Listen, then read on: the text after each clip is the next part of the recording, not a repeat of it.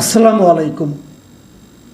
প্রিয় দর্শক, সারা দেশে বিভিন্ন ঘটনা আপনাদের চোখে নিশ্চয়ই পড়ছে এবং আপনারা উদ্বিগ্ন হচ্ছেন। মব নিয়ে আলোচনা হচ্ছে, কেন মব ভায়োলেন্স হচ্ছে, কেন মানুষকে প্রকাশ্যে পিটিয়ে মারা হচ্ছে, আইন শৃঙ্খলা পরিস্থিতি কোথায় যেয়ে দাঁড়াচ্ছে, এগুলো নিয়ে কিন্তু আলোচনা হচ্ছে, মানুষ উদ্বিগ্ন হচ্ছেন। অনেকে বলছেন এই সমস্ত মব ভায়োলেন্সের ক্ষেত্রে সরকারের এক ধরনের প্রত্যক্ষ অথবা পরোক্ষ এক ধরনের প্রশ্রয় আশকারা বোধহয় আছে। এটা নিয়ে বেশ কয়েকদিন আলোচনা হচ্ছে। আমি নিজেও কয়েকবার নানা ঘটনার প্রেক্ষিতে উদাহরণ দিয়ে আমি আমার মতো করে যুক্তি দিয়ে আমি বলেছিলাম। সবশেষ গতকালকে আমরা দেখলাম যে বিএনপির ভারপ্রাপ্ত চেয়ারম্যান তারেক রহমান তিনিও এই ধরনের একটা প্রশ্ন করলেন যে এর পেছনে কি সরকারের কোনো প্রশ্রয় আছে। এই বিষয়গুলোর আসলে জবাব কি আমরা কেউ জবাব জানি না, কিন্তু আমরা বিভিন্ন ঘটনা প্রবাহকে আলোচনা করতে পারি। আলোচনা করে হয়তো একদিকে তাকাতে পারি যে আসলে কি হচ্ছে। দেখুন, আমরা একটা ইন্টারেস্টিং ঘটনা, এটাকে অনেকটা প্র্যাকটিক্যাল জোকের মতোই বলবো, একটা বাস্তব থেকে নেওয়া এক ধরনের কৌতুকের মতো আমার কাছে মনে হয়েছে এর মাঝে। সেটা কি, সরকারের একটা উদ্যোগ। সরকারের উদ্যোগটাকে এবং গত 10 তারিখে, আজকে 13 তারিখ, আজকে থেকে 2-3 দিন আগে 10 তারিখের বিভিন্ন জাতীয় দৈনিকে স্বরাষ্ট্র মন্ত্রণালয়ের পক্ষ থেকে একটা বিজ্ঞপ্তি ছাপা হয়েছে। আমার ধারণা বিজ্ঞপ্তিটা আপনাদের কারো কারো চোখে পড়তেও পারে। এবং এই বিজ্ঞপ্তিটা যে দেওয়া হয়েছে, কেন দেওয়া হলো, আমি বিজ্ঞপ্তিটা আপনি পড়ে শোনাই, তাহলে আপনি বুঝবেন। বিজ্ঞপ্তিটা দেওয়া হয়েছে, আপনারা দেখুন, যে সর্বসাধারণের জন্য সতর্কীকরণ বিজ্ঞপ্তি। সেখানে লেখা হয়েছে যে সাম্প্রতিক সময়ে লক্ষ্য করা যাচ্ছে কিছু অসাধু ব্যক্তি দলবদ্ধভাবে থানাসহ বিভিন্ন সরকারি, বেসরকারি ও আবাসিক অনাবাসিক স্থাপনায় জোরপূর্বক প্রবেশ করে সরকারি বেসরকারি সম্পত্তি ক্ষতিগ্রস্ত করা এবং সরকারি কার্যক্রমে বাধা প্রদানের অপচেষ্টা করছে। দেশের বিভিন্ন স্থানে ইতোমধ্যে এ ধরনের অনভিপ্রেত ঘটনা ঘটেছে, যা আইন শৃঙ্খলার জন্য হুমকি স্বরূপ। সংশ্লিষ্ট সকলের সদয় অবগতির জন্য জানানো যাচ্ছে যে এ ধরনের কর্মকাণ্ড ফৌজদারি কার্যবিধি 1898 অনুযায়ী দণ্ডনীয় অপরাধ এবং বাংলাদেশের দণ্ডবিধি 1860-এর বিধান মোতাবেক দাঙ্গা, সরকারি কাজে বাধা প্রদান ও সরকারি সম্পত্তি ধ্বংসের শামিল, যা শাস্তিযোগ্য অপরাধ। তারপরে লেখা হয়েছে, উল্লেখ্য যে আল কোরআনে সূরা বাকারার 191 নম্বর আয়াতে বর্ণিত বিশৃঙ্খলাকে ফিতনা হিসেবে আখ্যায়িত করা হয় এবং তা হত্যার চেয়েও জঘন্য মর্মে ঘোষণা করা হয়েছে। এরপর জনসাধারণের প্রতি অনুরোধ, এই ধরনের এগুলি করবেন না, অমুক করবেন না, তমুক করবেন না, এই লেখা হয়েছে। কে দিয়েছে এটা? স্বরাষ্ট্র মন্ত্রণালয়। এই বিজ্ঞাপনটা সবগুলি পত্রিকায় ছাপা হয়েছে। এটা যে বোঝা যাচ্ছে যে মব যে ভায়োলেন্সগুলো হচ্ছে, হয়তো তার প্রেক্ষিতে তারা এই বিজ্ঞাপনটা দিয়েছে, কিন্তু যদিও এখানে মব শব্দের কোথাও উল্লেখ নাই। এই বিজ্ঞাপনটা পড়ার পর আমার বেশ কৌতূহল হলো এই কারণে যে এখানে তারা আল কোরআনের সূরা বাকারার 191 নম্বর আয়াতের কথা বলেছেন, ওইটার রেফারেন্স টেনেছেন। তো এটা দেখে না আমার মনে হলো, দেখি তো 191 নম্বর আয়াতে কি আছে। আপনাদেরও মনে হতে পারে, জাস্ট বলে দিলে কিন্তু হতো যে কোরআনেও ফিতনা সম্পর্কে কি বলা হয়েছে। তো 191 নম্বর আয়াতে কি আছে, তার আগে আমি একটু বোঝার চেষ্টা করলাম যে আসলে ফিতনা বিষয়টা কি। দেখুন, ফিতনা একটা আরবি শব্দ, আমি যতটুকু পেয়েছি, যতটুকু বুঝেছি সেটা আপনাদের সঙ্গে শেয়ার করি। এর অর্থ হলো পরীক্ষা। এর বিভিন্ন রকম অর্থ হয়। কোরআন শরীফে এর বিভিন্ন রকম অর্থে এর প্রয়োগ আছে। যে প্রয়োগগুলি আছে সেগুলো হলো, একটা অর্থ হলো পরীক্ষা, একটা হলো প্রলোভন, আর একটা বিশৃঙ্খলা, আর একটা বিভেদ বা বিপর্যয়। অনেকগুলি অর্থেই ফিতনা শব্দটা ব্যবহার করা হয়েছে কোরআন শরীফে। এখন যদি পরীক্ষা বা যাচাই বলি, সেখানে যেমন ধরেন মহান আল্লাহ মানুষকে বিভিন্ন পরীক্ষার মাধ্যমে যাচাই করেন এবং এই পরীক্ষাগুলো ফিতনা হিসেবে পরিচিত। আর প্রলোভনটা কীভাবে, শয়তান মানুষকে বিভিন্ন প্রলোভনের মাধ্যমে বিপথে চালিত করার চেষ্টা করে, সেগুলো এক একটা ফিতনার এক একটি রূপ।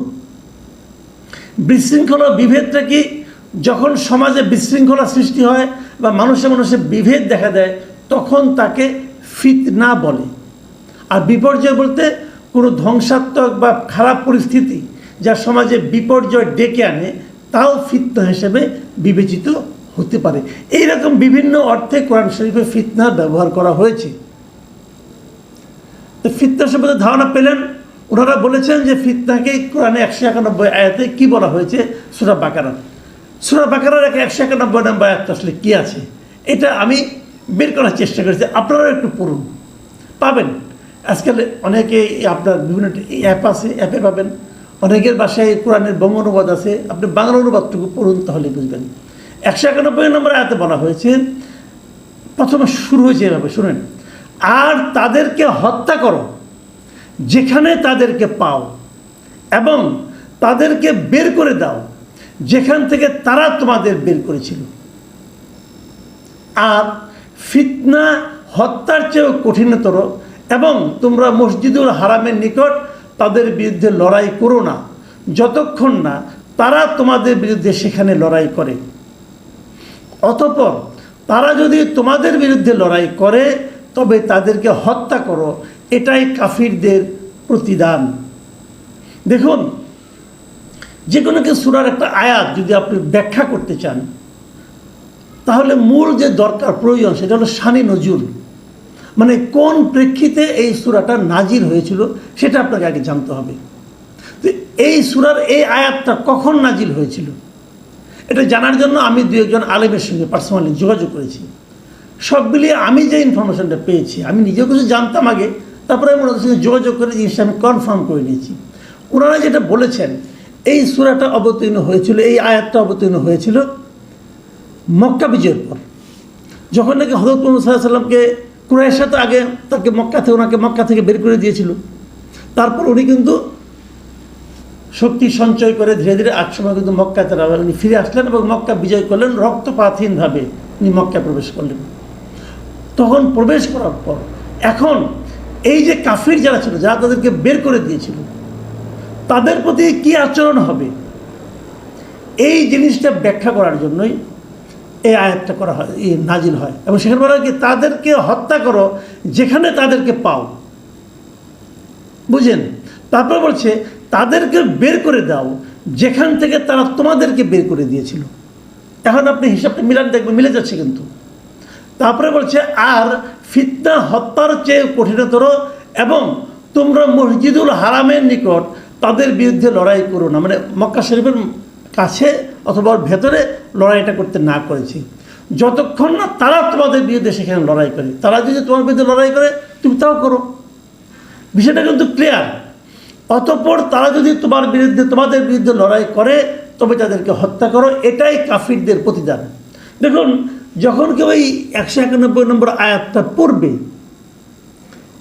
নট নেসেসারি সবাই কিন্তু শায়ে নজরুলটা জেনে পড়বে না, কিন্তু যখন আপনি পড়বেন প্রথম লাইনটা পড়ে আপনার কী মনে হবে?